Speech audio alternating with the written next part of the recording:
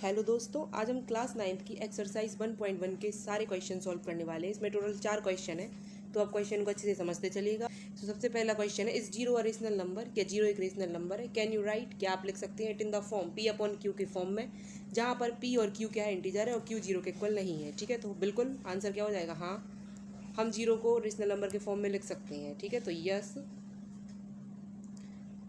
Zero is a rational number.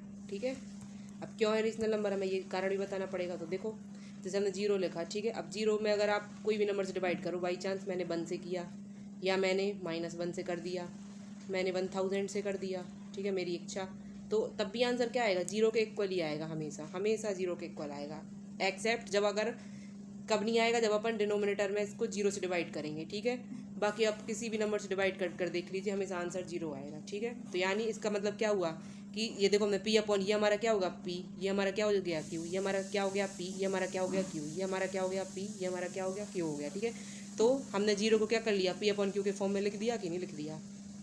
तो बस zero क्या है, एक रेशनल नंबर है। आई होप आपको समझ में आया होगा, क्योंकि अगर हम जीरो यहाँ पर देखो अलग से एक Q is equal not to zero क्यों लिखा होता है, ये इसलिए लिखा होता है क्योंकि अगर हम जीरो के इक्वल में कर देंगे डिनोमिनेटर को, तो जीरो से अगर अपन किसी भी नंबर को डिवाइड करते हैं तो आंसर हमेशा क्या आता है, इनफाइनाइट आता है, मतलब उसकी कोई फिक्स वैल्यू नहीं आती है, इस वजह से। ठीक है, तो हमारा आंसर क्या हो जाएगा, यस जीरो क्या है, एक रेशनल नंबर है। इसके बाद सेकंड है, find 6 rational number between 3 and 4, 3 और 4 के बीच में 6 रेशनल नंबर फाइंड करनी है। तो इस टाइप के क्वेश्चन में बेसिकली हमें क्या करना होता है, जितनी भी नंबर पूछी जाए उसको एक बढ़ाकर, उसके बाद इन दोनों नंबर में उसका मल्टी और डिवाइड करेंगे। देखो कर बताते हैं, 6 पूछी है तो हम क्या करेंगे, 6 + 1 हम एक बढ़ा देंगे। ठीक है, तो हमें क्या आ जाएगा, हमारा 7 आ जाएगा। अब हमें काय के बीच में चाहिए, 3 और 4 के बीच में चाहिए। ठीक है, तो 3 में हम 7 का मल्टी करेंगे और 7 से डिवाइड करेंगे। ठीक, तो कितना आ जाएगा, 21/7।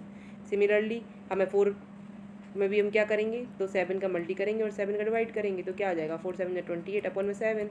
अब हमें इन दोनों नंबर्स के बीच की वैल्यू चाहिए, तो देखो डेनोमिनेटर आपके सेम है 7 और 7।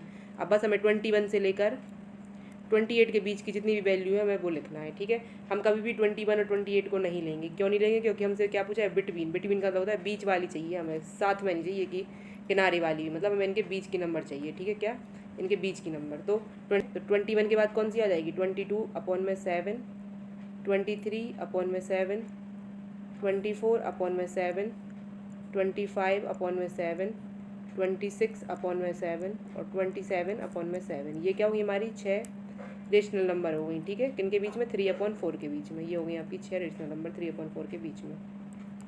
ठीक है, इसके बाद हम थर्ड क्वेश्चन देखेंगे, फाइंड 5 रेशनल नंबर। देखो इसमें भी हमें सेम टू सेम चीज़ करनी है, फलाना फलाना के बीच में निकालनी है। ठीक है, यानी 3/5 और 4/5 के बीच में। ठीक, तो मैंने क्या बताया, जितनी भी नंबर पूछी जाए आप उसका एक बढ़ा दीजिए, यानी 5 पूछिए तो 6 हो जाएगा। ठीक है, अब हमें 6 का क्या करना है, तो हमें इन दोनों नंबर यानी 3/5 और 4/5 दोनों में 6 का मल्टी भी करना है और डिवाइड भी करना है। ठीक है, तो इसमें हम 6 का मल्टी करेंगे और 6 का डिवाइड करेंगे, कितना आ जाएगा, 18/30।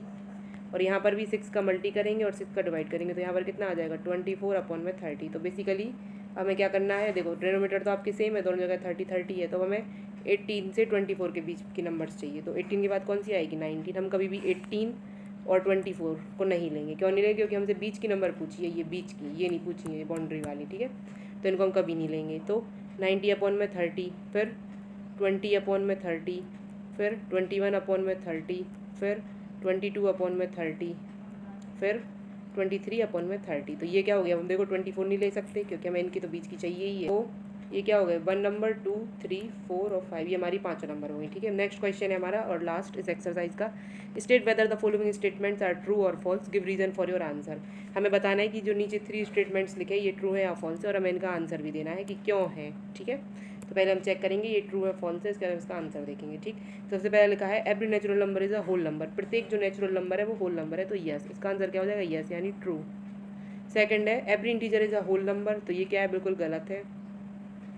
Third, every rational number is a whole number, ये भी बिल्कुल गलत है, फॉल्स। ठीक है, अब इनका हम रीजन देखेंगे। तो सबसे पहले वाले का रीजन उसने क्या बोला है, every natural number. Natural number क्या होती है, देखो कैपिटल एन से हम इसको डिनोट करते हैं।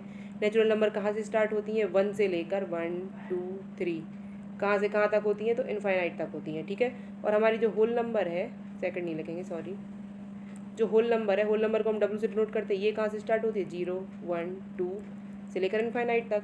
तो बस अब आप अपनी आंखों से ही देख सकते हैं कि जितनी भी जो नेचुरल नंबर है, देखो 1 से लेकर इनफाइनाइट, ये काय के अंदर आ रही हैं, होल नंबर के अंदर आ रही हैं या नहीं आ रही है। तो जितनी भी नेचुरल नंबर होगी वो बाय कायदा क्या कहलाएंगी, होल नंबर कहलाएंगी। इसमें तो जीरो भी एक्स्ट्रा है, ठीक है। तो इसमें हम क्या लिख सकते हैं कि इसका आंसर हम लिख सकते हैं कि all the collection of natural number, आप इसको पूरा नेचुरल नंबर लिख सकते हैं, कम्स इन होल नंबर, ठीक है, होल नंबर। तो होल नंबर में क्या है, नेचुरल नंबर के सारा कलेक्शन आता है, ठीक है। उसका सेकंड हमारा क्या है, every integer is a whole number, प्रत्येक इंटीजर होल नंबर है। तो देखो इंटीजर हमारे कौन कौन से होते हैं, देखो आपने ये अगर मेरा वीडियो देखा हो तो आपने उसमें एक बात समझी होगी कि इंटीजर में आपका क्या क्या आता है, एक तो नेगेटिव नंबर आती है, एक पॉजिटिव आती है।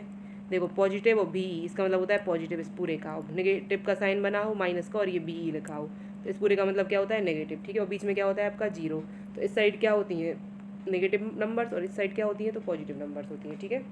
तो यहाँ पर उसने क्या बोला है कि जितनी भी जो इंटीजर है वो होल नंबर है, तो होल नंबर तो हमारी जीरो से स्टार्ट होती है, 0 1 2 और इनफाइनाइट तक। यहाँ पर भी ये क्या है इनफाइनाइट तक, और यहाँ पर ये माइनस इनफाइनाइट से स्टार्ट होती है और प्लस के इनफाइनाइट पर ख़त्म होती है, ठीक है।